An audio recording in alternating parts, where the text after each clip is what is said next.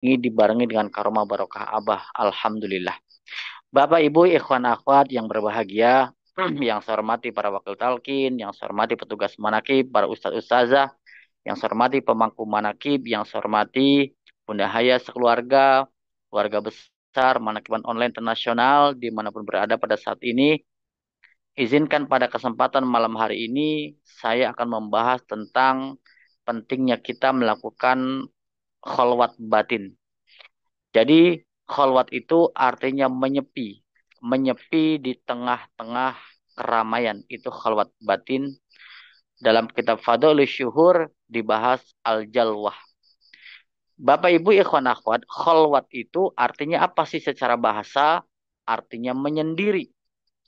Menyepi dari keramaian. Untuk apa? Untuk dekat kepada Allah Subhanahu wa taala. Jadi itu definisi kalau kita ditanya apa itu khalwat, artinya menyendiri, menyepi dari keramaian. Untuk apa? Dalam rangka mendekatkan diri kepada Allah Subhanahu wa taala. Konsep khalwat di dalam tasawuf itu sejak lama kita sudah mendengar. Sejak zaman yang saya tahu sejarah ahli khalwat adalah Syekh Tolha, Aba Sepuh, dan dilanjutkan oleh Aba Anom. Masih ada khalwat-khalwat yang sifatnya menyendiri, menyepi dari keramaian.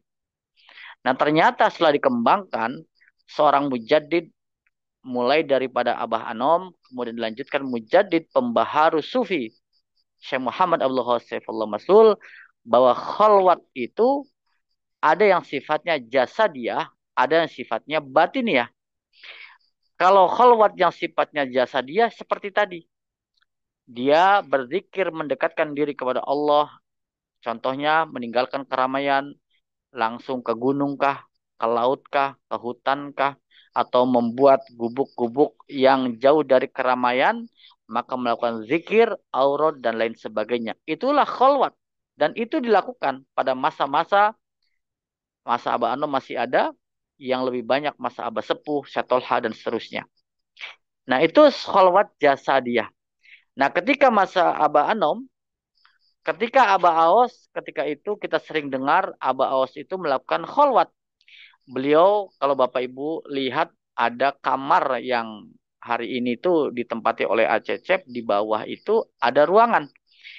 Jadi kalau di atasnya itu adalah tempat para wakil talkin ketika makan. Nah, di bawah itu ada satu ruangan, ruangan itu tempat kholwatnya Abah Aos. Jadi Abah cerita bahwa ketika itu beliau melakukan kholwat menyendiri berdiam di sebuah kamar di bawah. Untuk apa? Dalam rangka ini kholwat. Nah, kemudian sehari, 2 hari puasa, kemudian berbuka, ketika berbuka santrinya atau umi ngasih nasi berbuka melalui celah pintu. Kemudian waktu sahur dan seterusnya. Singkat cerita belum begitu lama, datanglah ajudan dari Pondok Pesantren Suryalaya, datang ke Sirnarasa dan perintah Abah Anom untuk menemui Abah Awas.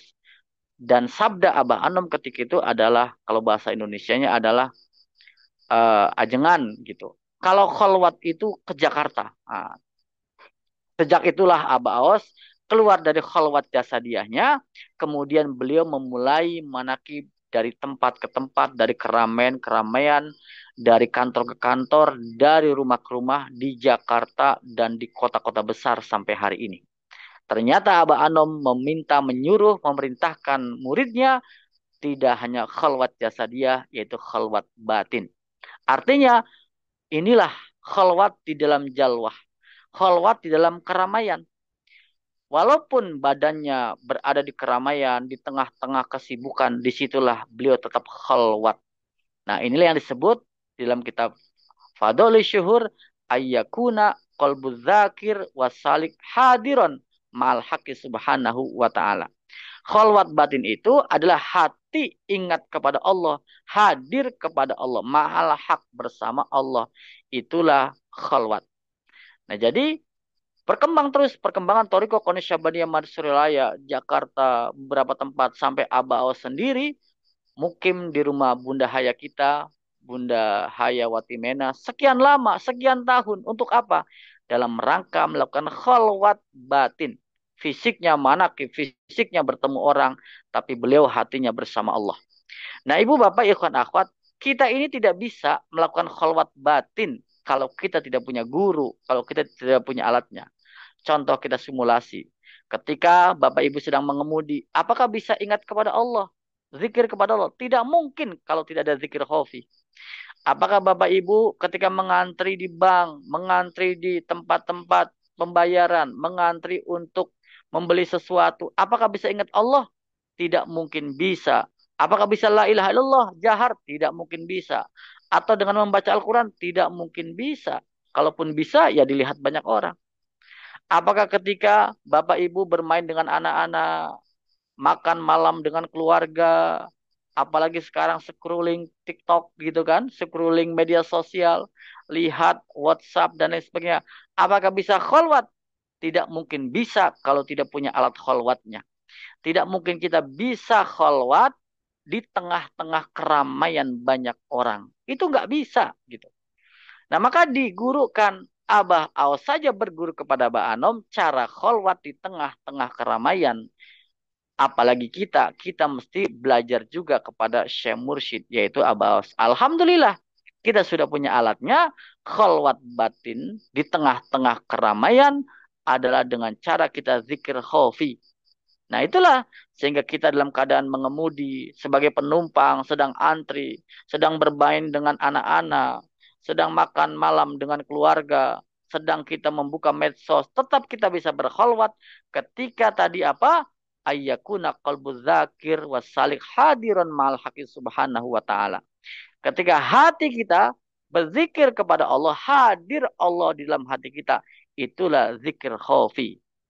Nah, maka Bapak Ibu, ikhwan akhwat, kholwat di dalam jalwah itu artinya apa?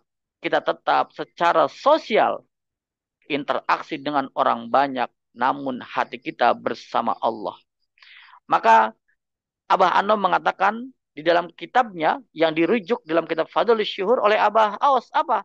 Al khalwatu fil jalwah kasamaki fil bahri yusama al khalwatal batinah. Khalwat fil jalwa adalah seperti ikan di dalam lautan. Bapak Ibu kita perhatikan ikan di dalam lautan, Masya Allah. Walaupun itu penuh dengan gelombang, penuh dengan keramaian, hiruk pikuk, tetapi ikan tidak terlena, tidak tenggelam di dasar lautan. Walaupun itu lautan asin, tetapi dia tidak terkontaminasi dengan lingkungannya menjadi asin. Itulah ikan, kata Abah. Jadi orang-orang yang bisa melakukan kholwat di tengah-tengah keramaian, di tengah-tengah aktivitas, sebagai pembisnis kah, sebagai pegawai kah, sebagai apapun berinteraksi dengan sosial, maka dia bisa kholwat, itulah kasamaki fil bahri. Seperti ikan di dalam lautan, itu kata Abah. Itulah kholwat al-batinah. Kholwat batin. Nah maka disinilah kita bersyukur kepada Allah bahwa kita diberikan alat untuk bisa kholwat. Andaikan Abah bersabda, semua ikhwan suruh kholwat jasa dia, Masya Allah. Mungkin ya, di antara kita ada yang 7 hari di hutan, di Gunung Sawal mungkin ya. Ada yang mungkin kita suruh 40 hari tidak bertemu dengan orang gitu. Kita berada di kegelapan goa mungkin gitu. Atau kita disuruh Abah tiba-tiba kita harus jalan kaki Wali Songo sampai Madura gitu ya, sampai Bali, sampai Lombok jalan kaki, Masya Allah. Masa Abah Anom masih ada. Masa Abah sepuh paling sering. Kenapa? Karena itulah salah satu rangka kita kholwat, mengunjungi tempat-tempat sepi sunyi untuk kita mendekatkan diri kepada Allah. Andaikan sabda Abah kholwatnya seperti itu, Masya Allah. Ini luar biasa. Nah, untunglah kita punya apa? Punya zikir khafi. Inilah kholwat batin. Jadi badan kita bersama orang banyak, tetapi hati kita bersama Allah. Terbang bersama Sang Kekasih. Maka di dalam kitab Al-Syuhur dikatakan apa? Kun fid dunya bi badanika. Wa fil akhirati bi qalbika. Walaupun kita tubuhnya masih di dunia, tapi kita sudah merasakan akhirat. Artinya apa? Biarkan saja jadilah tubuhmu di dunia. Di dunia ini dengan badan kita. Tetapi di akhirat dengan kalbu kita, kita bisa merasakan kenikmatan dunia dengan badan kita, kita bisa menikmati kehidupan akhirat dengan kalbu kita. Itulah kholwat fil jalwah. Kholwat di tengah-tengah keramaian hiruk pikuk. Apalagi di era sekarang, Masya Allah, begitu ramai sekali sekeliling kita, pikiran kita, handphone kita, WA grup kita, gitu ya, media sosial kita, kalau istilah apa, pacebokan kita, dan lain sebagainya, sibuk sekali. Andaikan kita tidak punya khalwat batin, maka kita jauh dari Allah Subhanahu wa Ta'ala. Beda kalau dulu orang di masjid, sepi itu benar-benar sepi gitu ya. Tetapi sekarang di masjid pun tetap ramai karena kita memegang smartphone, memegang handphone menjadi ramai. Nah, Bapak Ibu ikhwan akhwat, inilah dua dunia yang ada di dalam diri kita, yaitu apa? Dunia yang sifatnya duniawi, yang kedua dunia yang sifatnya akhirat ada dalam satu badan kita. Zikir khofi inilah yang menjadikan kita merasakan bagaimana kenikmatan akhirat dengan kalbu kita. Maka di dalam Quran dikatakan Abah Aos merujuk di dalam kitab Falusyur apa? Bismillahirrahmanirrahim. Marojal bahroini yaltaqiyani bainahuma barzakhun barzakul la yabghiyan. Nah, ini menafsirkan apa? Mengalir dua lautan yang akhirnya bertemu. Para sufi menafsirkan dalam ayat ini adalah apa? Gambaran antara dunia dan akhirat yang bisa bersatu dalam diri manusia. Masya Allah, luar biasa ini. Hati dalam suasana akhirat dan badan dalam suasana dunia. Itulah khalwat batin. Jadi orang yang tidak punya zikir khafi, dia tidak bisa merasakan nikmatnya khalwat batin. Maka kalau kita lihat bagaimana hari ini orang wukuf, seandainya nanti kita akan wukuf gitu ya. Orang-orang yang hanya wukufnya, dia hanya jasad dia, ya hanya jasad saja. Ya diam, ya menang, begitu kan?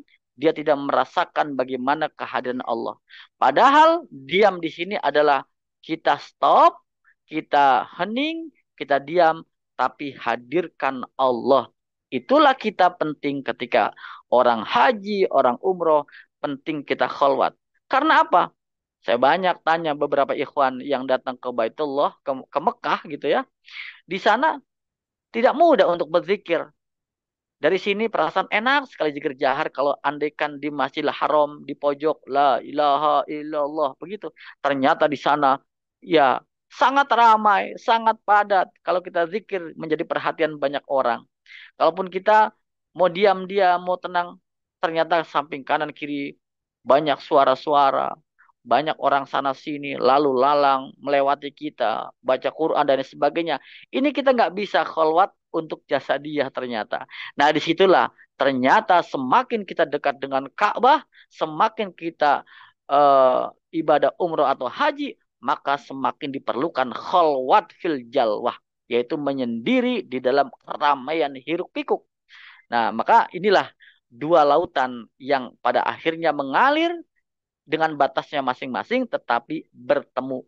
Itulah marojal bahraini yaltaqiyan bainahuma. Itulah kita yang secara badaniah kita merasakan kenikmatan dunia, secara batiniah kita merasakan kenikmatan akhirat. Itulah khalwat di dalam keramaian. Alhamdulillah, alhamdulillahilladzi faddalana ala katsir min ibadihil mu'minin. Bapak Ibu, ikhwan akhwat, kita bersyukur sama-sama kita tingkatkan zikir jahar kita dan zikir khafi kita dimanapun sebagai khalwat batin. Kita sedang berjalan, duduk, sedang di toilet, dimanapun, sedang beraktivitas, sedang sendiri, sedang banyak orang, kita masih berzikir kepada Allah. Ini dalam rangka kita apa? Dalam rangka kita ittiba, ittiba, istima secara ruhaniyah. Secara jasadiah kita datang ke Sinarasa, secara ruhaniah insya Allah inilah kita di Manakiban Online dalam rangka ittiba, ijtima, istima. Termasuk besok kita sama-sama melaksanakan amaliyah kita. Sunnah, yaitu kita melakukan saum sebagai dalam rangka saum syariat dan juga saum hakikat. Secara hakikat kita dibersamai Abah. Abah bersabda ketika Manakiban di At-Ta'awun, siapapun imamnya adalah Abah. Artinya ketika kita sholat dibersamai Abah. Ketika kita puasa dibersamai Abah. Ketika kita sholat tahajud, sholat-sholat sunnah, zikir dibersamai Abah. Itulah kita dibimbing oleh Syekh Mursyid. Alhamdulillah. Alhamdulillahilladzi faddalana ala katsirin min ibadihil mu'minin. Berkah segalanya, semuanya selamanya untuk pemangku manakib pada hari ini Bu Hajah Wati Tias dari Hong Kong sekeluarga dan kita semua. Karomah barokah abaus. Al-Fatihah. A'udzubillahi minasyaitonirrajim. Bismillahirrahmanirrahim. Alhamdulillahirabbil alamin arrahmanir rahim maliki yaumiddin. Iyyaka na'budu wa iyyaka nasta'in. Ihdinas siratal mustaqim. Siratal ladzina an'amta 'alaihim ghairil maghdubi 'alaihim waladdallin. Amin. Terima kasih. Mohon maaf. Assalamualaikum warahmatullahi wabarakatuh. Waalaikumsalam warahmatullahi wabarakatuh. Allahumma salli ala nabiyil sini Muhammadin wa ala alihi wa sallim taslima. اللهم صل على النبي الهاشمي محمد وعلى آله وسلم تسليما. اللهم صل على النبي